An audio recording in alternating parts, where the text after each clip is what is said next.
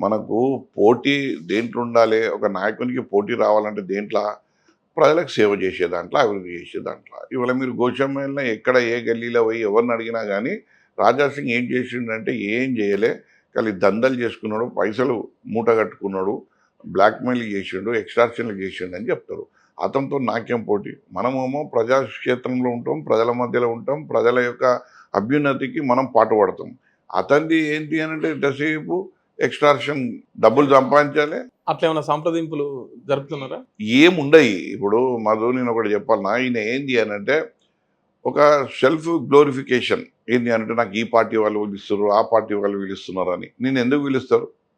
నిన్నెందుకు పిలుస్తారు? నువ్వు ఏ నాయకత్వంలో నువ్వు మెండుగా ఉన్నావు, బలంగా ఉన్నావు, ఆ! నువ్వు ఏం చేసినావు అని ప్రజలకు అందరికీ తెలుసు. అక్కడ తిరుగులేని లీడర్, తిరుగులేని ఎమ్మెల్యే ఎందుకు ఆహ్వానించరు? తిరుగులేని ఇప్పుడు దూరంకేని మీకు అట్లా అనిపించచ్చు. 3 సార్లు గెలిస్తే తిరుగులేని ఎమ్మెల్యేగా. మేము క్షేత్రస్థాయిలో ఉంటాం కాబట్టి, ప్రజలల్లో ఉంటాం కాబట్టి, అక్కడ ఉన్న వాతావరణాన్ని గమనిస్తాం కాబట్టి, మతతత్వవాదానికి పెద్దపీట ఏస్తారా అన్న ఆలోచనలో ఇంతకుముందు ఉన్నారు. ప్రజలున్నారు కాబట్టి అతను గెలుచుకుంటూ వస్తున్నాడు. కానీ మీరు లాస్ట్ ఎలక్షన్ చూడండి. బీఆర్ఎస్ పార్టీ నేను కేటీఆర్ గారికి చెప్పిన, "అన్న ఇది 100% విన్నింగ్ సీట్ అయింది." 6 నెలల ముందే చెప్పిన.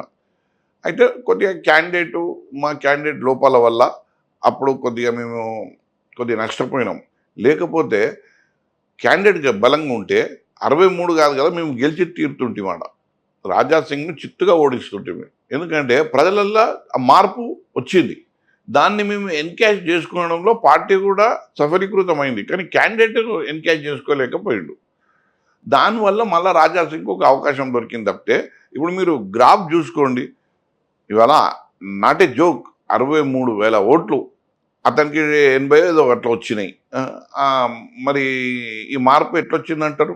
ప్రజలు తెలుసుకున్నారు కదా! వాట్ ఈజ్ వాట్ అని. నేనేమంటానంటే ఒకవేళ మీ పార్టీ మీ దృష్టికి తీసుకురావడం గానీ, ఆయన మీ పార్టీకి దృష్టికి తీసుకెళ్ళడం గానీ, ఇట్లా ఏమన్నా సంప్రదింపులు? ఇగో సంప్రదింపులు అనేది అంతర్గత విషయాలు. అందరికీ ఓపెన్‌గా వచ్చి సంప్రదింపులు చేయరు. నేను రాజా సింగ్ నాయకత్వాన్ని టోటల్‌గా నేను ఒక విద్యార్థి దశ నుంచి రాజకీయాల్లో వచ్చినాను కాబట్టి, యువజన కాంగ్రెస్ నుంచి వచ్చిన కాబట్టి, రాజశేఖర రెడ్డి గారు చనిపోయినాక నేను బీఆర్ఎస్‌లో వచ్చి వాళ్ళ కమిట్మెంట్ లీడర్‌షిప్ చూస్తున్నా కాబట్టి, మా కేసీఆర్ గారి దూరదృష్టి చూస్తున్నాను. కేటీఆర్ గారి ఒక ఆలోచనలు చూస్తున్నారు. ఆ!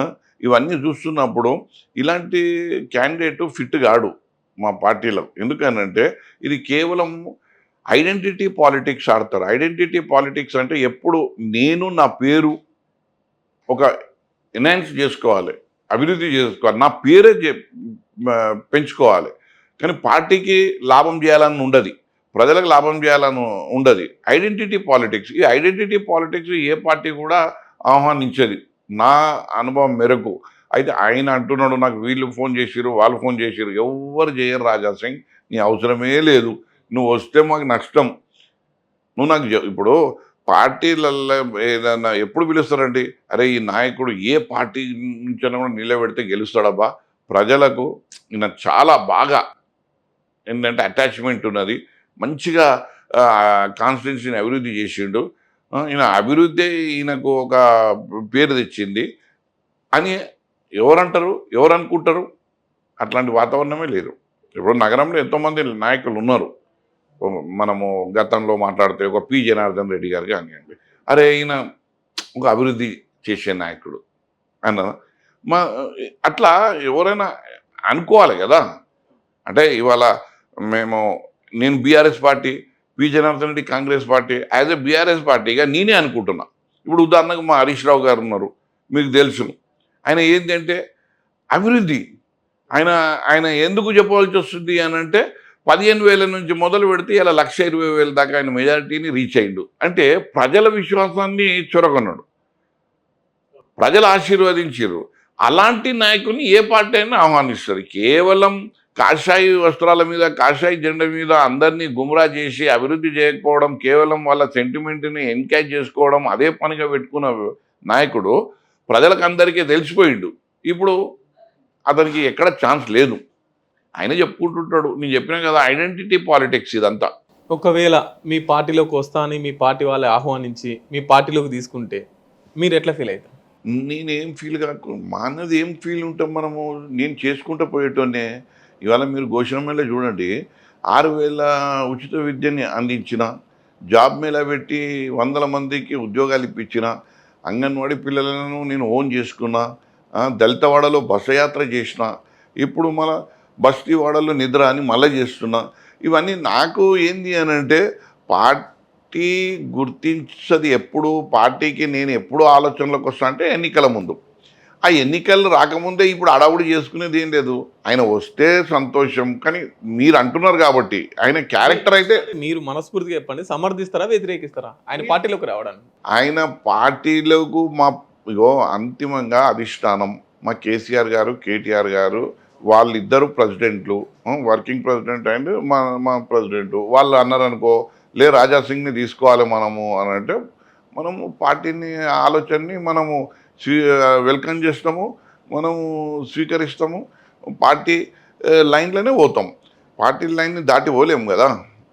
అయితే ఇది చాలా మీకు ఇబ్బంది అవుతుంది కదా మళ్ళీ మీ సీటుకి. ఈ రాజకీయాలల్లో అది మనం అట్లాంటి రాజకీయం చేసేటోళ్ళం కాదు. ప్రజలు మన వైపు ఉంటే నేను చెప్పినా కదా, ప్రజలు మనం ఐడెంటిటీ పాలిటిక్స్ చేయం. మనం నా పేరు ప్రతిష్టలు పెరగాలి అన్నది రాజకీయం చేయము.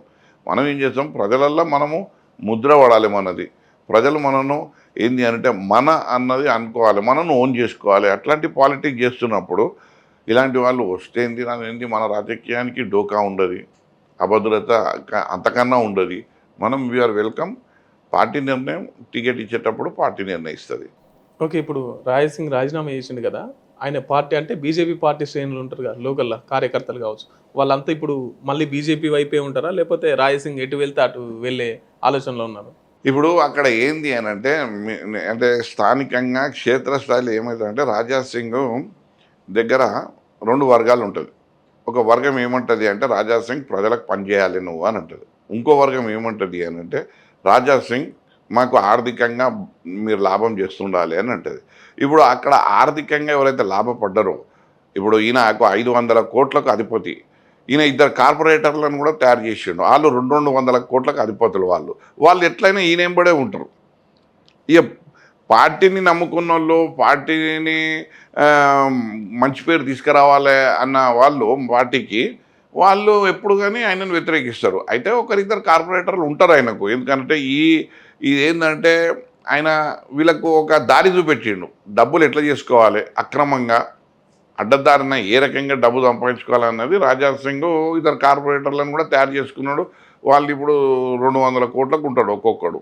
ఇక వాళ్ళైతే ఈయన అడుగుజాడల్ని నడుస్తారు కదా.